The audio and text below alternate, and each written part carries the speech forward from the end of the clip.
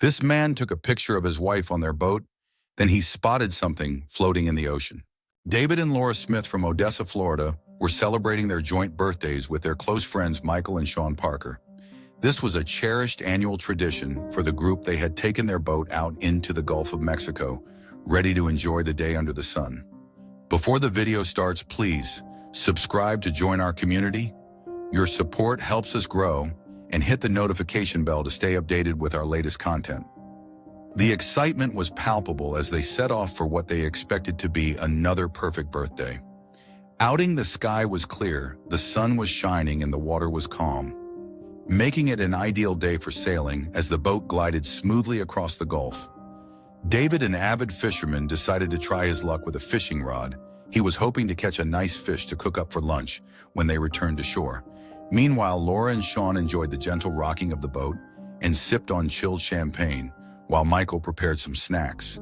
The group was in high spirits, relishing the tranquility in the company.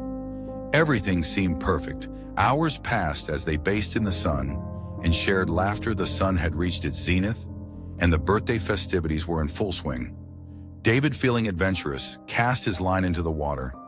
Eager for a bite, he was well experienced, and he hoped to reel in a good catch. However, the day was about to take an unexpected turn. Before long, David felt a tug on his line. He excitedly pulled in his catch, pleased to find it was a sizable fish as he rushed to get his camera to take a picture of his prize catch. Laura posed cheerfully in the background. Little did she know David's attention was fixated on something far more surprising. As David looked through his camera lens, he noticed something strange floating in the water. He did a double take, unsure of what he was seeing. The object seemed odd, and David's curiosity grew. He maneuvered the boat closer, cutting the engine to drift silently toward the object. The calm water and the quiet surroundings made the scene even more mysterious. The object bobbed gently on the water, and at first David thought it might just be a tangle of seaweed or some debris. But as they got closer, Sean, who had also noticed the strange object, squinted and saw what appeared to be long brown hair. Tangled in the waves, panic began to rise in Sean's throat. Was it too late to help? The group leaned over the side of the boat, their hearts racing as they tried to make out what the object was.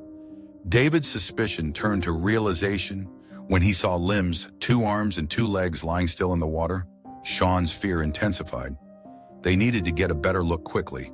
The object wasn't a buoy, nor was it a child. It was a small Jack Russell Terrier, struggling to stay afloat. The dog was wearing a bright orange life jacket, which made it easier to spot against the water.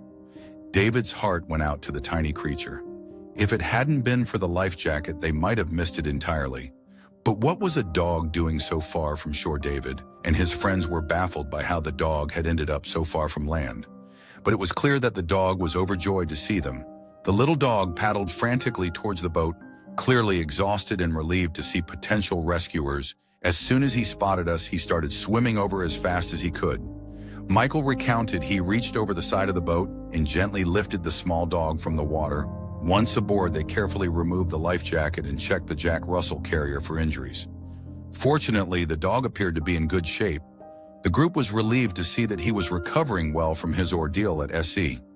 Sean conducted a thorough inspection and confirmed that the dog had no visible injuries. The big question now was, where had the dog come from with no identification? How could they contact his owners? Sean quickly came up with a plan. She called the Coast Guard to report the situation and provide a description of the dog. The court had received a report earlier that morning about a dog overboard. The description matched perfectly. The dog had been missing for 3 hours.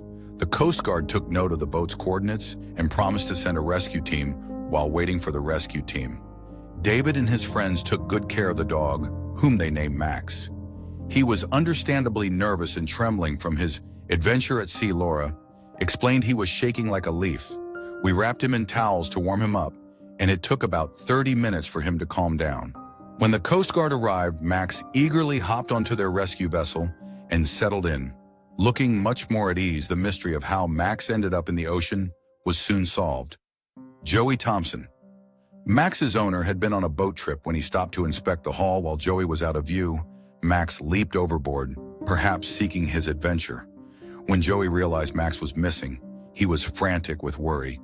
He waited anxiously on the news when the Coast Guard arrived with Max and his new friends.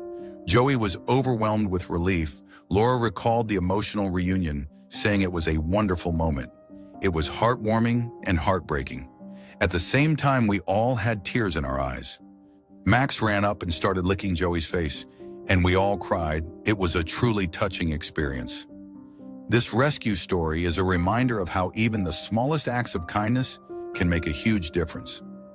Max's adventurous spirit and the swift actions of David and his friends turned what could have been a tragic day into a heartwarming tale of friendship and rescue.